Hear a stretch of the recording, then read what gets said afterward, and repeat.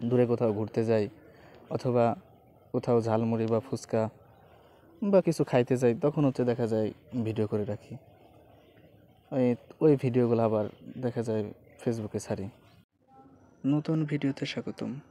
চাইলে like, comment ও follow দিয়ে পাশে থাকতে পারেন। আসসালামু আলাইকুম।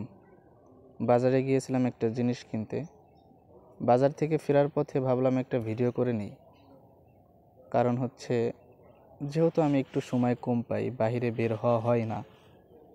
যতটুকু বের হই কোনো না কোনো কাজে বের হই, আর ওই কাজে বের হয় তখনই দেখা যায় একটা দুইটা ভিডিও করে রাখি বা ভিডিও করি, ওইগুলাই ফেসবুকে আপ হয়।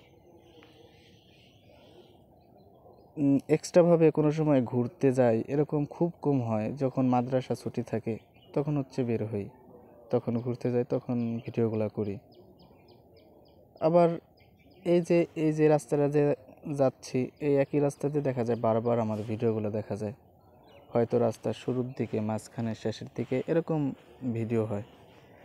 একই রাস্তার কারণ যেহেতু আমি মাদ্রাসা থেকে বের হয় খুব কম হয়, সময় কম হয়, ঘুরতে যাওয়া হয় না, এজন্য এই একই রাস্তা দিয়ে বারবার কাজের জন্য যাওয়া হয়। বাজারে যাই, বাজার থেকে মাদ্রাসা, এর মাঝে ভিডিওগুলো হয়। আর যখন মাদ্রাসা ছুটি থাকে তখন দেখা যায় আমি দূরে কোথাও ঘুরতে যাই অথবা কোথাও ঝালমুড়ি বা ফুচকা বা কিছু খাইতে যাই, তখন দেখা যায় ভিডিও করে রাখি। ওই ভিডিওগুলো আবার দেখা যায় ফেসবুকে ছাড়ি। তো মূলত এই যে একই রাস্তাতে যাওয়ার কারণ এটাই।